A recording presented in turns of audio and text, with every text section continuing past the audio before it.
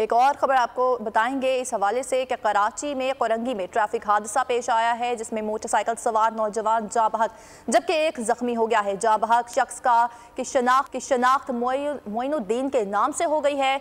जख्मी 18 साल नौजवान के सर में चोट आई है और हालत तशवीशनाक बताई जा रही है।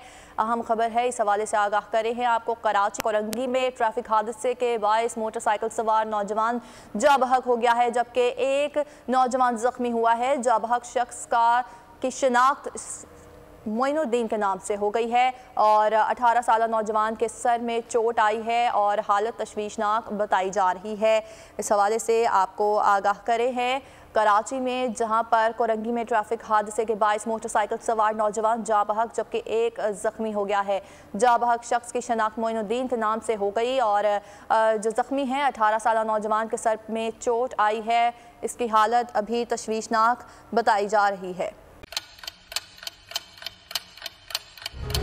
आप लोग इस मुल्क पाकिस्तान में आजाद हैं।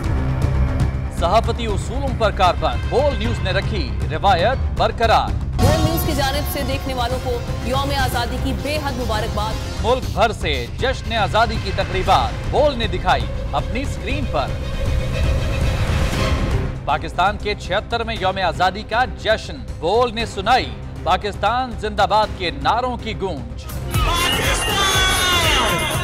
बोल की सबसे बड़ी ट्रांसमिशन में पाकिस्तान का नाम रोशन करने वालों ने दिए कौम को पैगामात। बेपनाह मुश्किलात का सामना करके इस मुल्क को हासिल किया। आज़ाद कौमों को बहुत सी कुर्बानियाँ देनी पड़ती हैं। 76 वालियों में आज़ादी का दिन जोश खरोश के साथ मनाया क्योंकि जिंदाबाद पाकिस्तान ये है बोल की पहचान।